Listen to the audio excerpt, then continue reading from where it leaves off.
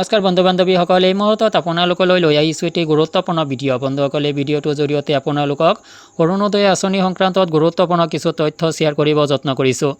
বন্ধুসকল, অৰুণোদয় আঁচনিৰ বাবে আছে এটা মজাৰ খবৰ। অৰুণোদয়ৰ টকা যদি আপুনি পোৱা নাই, কি কৰিব? আপুনি যদি একেৰাহে ৩-৪টা কিস্তিৰ পৰা বঞ্চিত হৈছে, আপুনি কেনেকৈ সেই ধনখিনি লাভ কৰিব? একেলগে লাভ কৰিব নে সেই ধনখিনি আপোনাৰ নাইকিয়া হ'ব, উদাও হৈ যাব, আপুনি সেই ধনখিনি লাভ নকৰে নে আপুনি অৰুণোদয় আঁচনিৰ পৰা কৰ্তন হ'ব?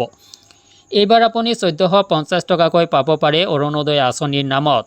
তো এই খবৰটো ক'ত পোৱা গ'ল, বিস্তাৰিত তথ্য আপোনালোকক এই ভিডিঅ'টো জনাব চেষ্টা কৰিম। মূল ভিডিঅ'টোলৈ যোৱাৰ আগতে আপোনালোকক জনাম সৰু এটা ৰিকুৱেষ্ট, এনেধৰণৰ ভিডিঅ'বোৰ নিতৌ পাবলৈ চেনেলটোলৈ নতুন ভৰি ৰাখিলে চেনেলটো ছাবস্ক্ৰাইব কৰি ল'ব। ভিডিঅ'টো যদি ফেচবুকত চাইছে পেজটো দপচেটি ফ'ল' দিব। আহক বন্ধুসকল, আমি মূল ভিডিঅ'টোলৈ আগবাঢ়িছোঁ।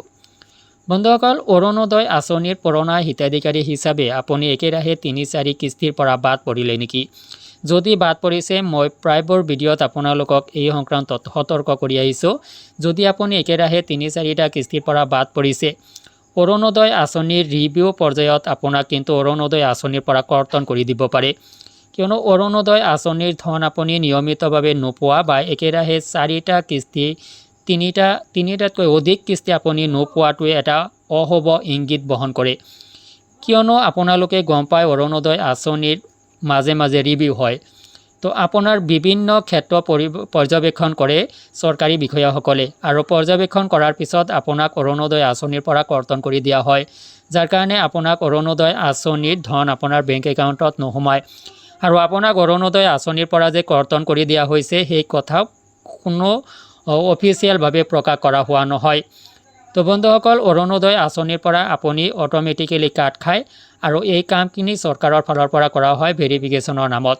যাৰ কাৰণে আপুনি যদি একেৰাহে ৩-৪টা কিস্তিৰ পৰা বাদ পৰিছে, আপোনাৰ এটা কৰণীয় কাম হৈছে যে আপুনি অতি শীঘ্ৰে বিভাগীয় কৰ্তৃপক্ষক লগ কৰক। কিয় আপুনি অৰুণোদয় আঁচনিৰ ধনখিনি নিয়মিতভাৱে পোৱা নাই সেই সম্পৰ্কে অৱগত কৰক, বা তেওঁলোকে যি পৰামৰ্শ দিয়ে সেই পৰামৰ্শ আপুনি গ্ৰহণ কৰক আৰু সেই পদক্ষেপসমূহ গ্ৰহণ কৰক। তেতিয়াহে আপুনি অৰুণোদয় আঁচনিৰ ধনসমূহ লাভ কৰি থাকিব। তো আপুনি যোগ্য হিতাধিকাৰী হোৱাৰ পিছত যদি আপুনি অৰুণোদয় আঁচনিৰ ধনখিনি নাপায়, তেতিয়াহ'লে এয়া কিন্তু এটা ডাঙৰ কথা হৈ যায়।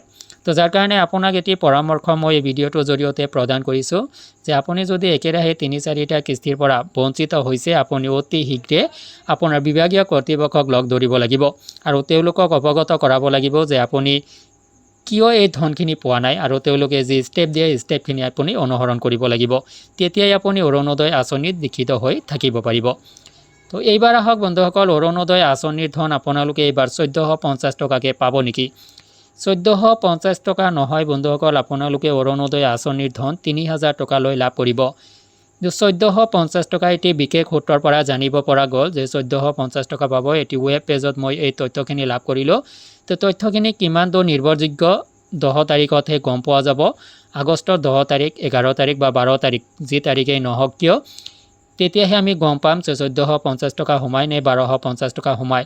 কিন্তু আপোনালোকে নিঃসন্দেহে থাকক, অৰুণোদয় আঁচনিৰ ধন যিকোনো মুহূৰ্তত আপোনালোকৰ বেংক একাউণ্টত ৩০০০ টকালৈ বৃদ্ধি সহকাৰে আপোনালোকক প্ৰদান কৰা হ'ব। তো বন্ধুসকল, ভিডিঅ'টোৰ সংক্ৰান্তত আপোনাৰ যদি কিবা অভিযোগ আছে, ভিডিঅ' কমেণ্ট ছেকশ্যনত প্ৰদান কৰিব। আজিলৈ এৰিছোঁ, ধন্যবাদ।